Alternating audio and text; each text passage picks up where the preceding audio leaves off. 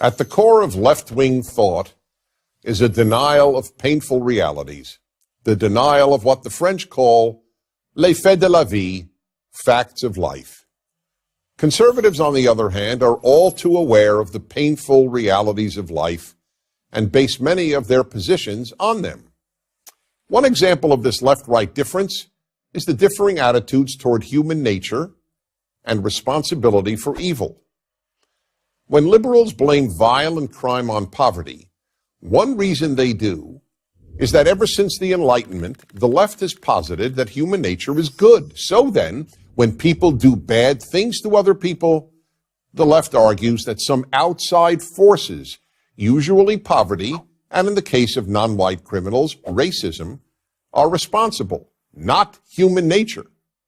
Why?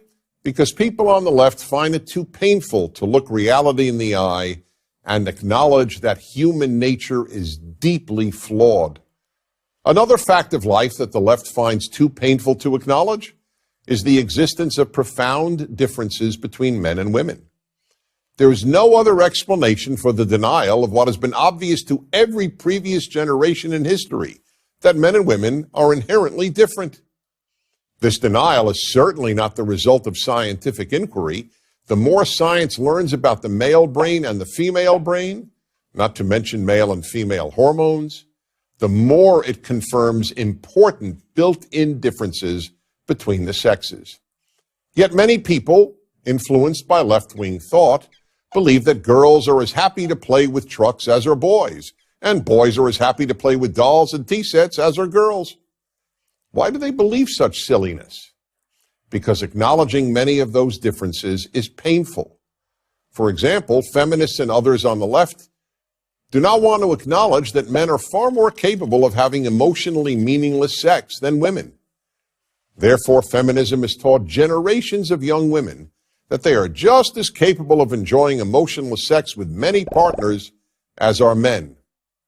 The fact is that the great majority of women are deeply dissatisfied with the hookup culture and yearn to bond with a man, even more than they yearn for professional success.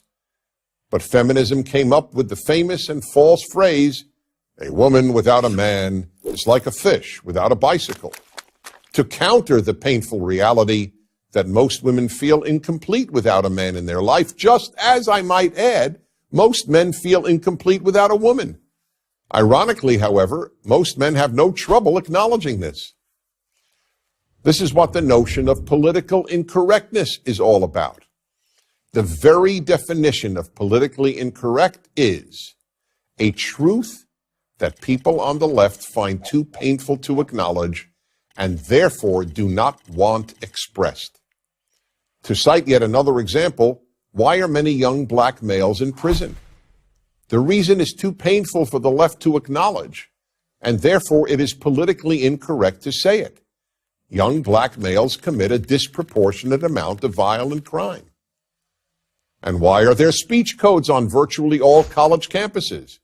Because the left doesn't want to hear facts or opinions that cause them pain.